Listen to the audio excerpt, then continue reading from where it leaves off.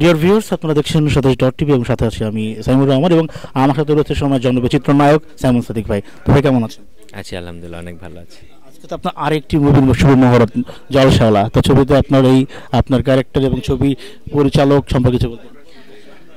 ছবির নাম হচ্ছে জল শ্যাওলা, আর আমাদের ডিরেক্টর হচ্ছেন জেসমিন আক্তার নদী।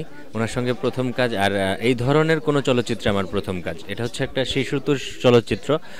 শুধু শিশুতোষ বলা যাবে না, এখানে আমাদের দেশের অনেক সফট ব্যাপার চলে এসছে। সফট বলতে মানে যেই ব্যাপারগুলো আমাদেরকে টাচ করে অনেক বেশি, দুঃখ দেয়, আনন্দ দেয়, মানে বেদনা দেয়, অনেক ব্যাপারে এখানে আছে।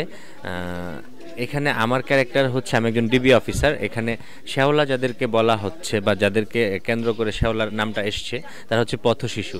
এই পথশিশুদের মধ্যে যে অনেক মেধার ব্যাপার থাকে, সেটাকে আমি জাগ্রত করি। তাদেরকে গ্রুমিং করে আমি দেশের জন্য অনেক বিভিন্ন জায়গায় তাদেরকে কাজে লাগাই। এটা হচ্ছে আমার ক্যারেক্টার। শেষ পর্যন্ত এই পথশিশুদের মাধ্যমেই আমি পুরো চলচ্চিত্রটির মধ্যে পজিটিভ একটা দিক বা দৃষ্টিভঙ্গি সবার মধ্যে নিয়ে আসার চেষ্টা করি। এটা হচ্ছে আমার চরিত্র। আমরা কাল থেকে শুটিং করব, আশা করছি খুব শীঘ্রই ছবিটির কাজ শেষ করে দর্শকদের সামনে নিয়ে আসব। আপনার সাথে আর কে কে অভিনয় করেছে? এখানে আমার সাথে আরেকজন নতুন নায়িকা আছেন, এছাড়াও আরও আছেন মাসুম আজিজ ভাই। আরেকটা জুটে আছে, আর 5জন নতুন ছেলে মেয়ে আছে, বাচ্চা, যারা আসলে এখানে নাম ভূমিকায় কাজ করছে। আমি এখানে আসলে কাজ করছি।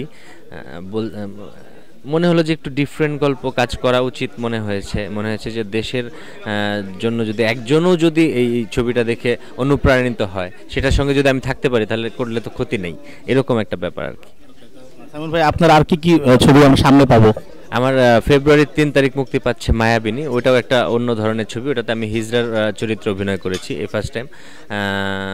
এই তো আরও কাজ চলছে অনেক। আমরা এটা শেষ করেই আসবো, পাপি ছবির কাজে যাব। আরও আমার 5টা ছবি পাইপলাইনে আছে মুক্তির। এছাড়াও প্রায় আমি শুটিং করছি 8টা-9টা ছবিতে।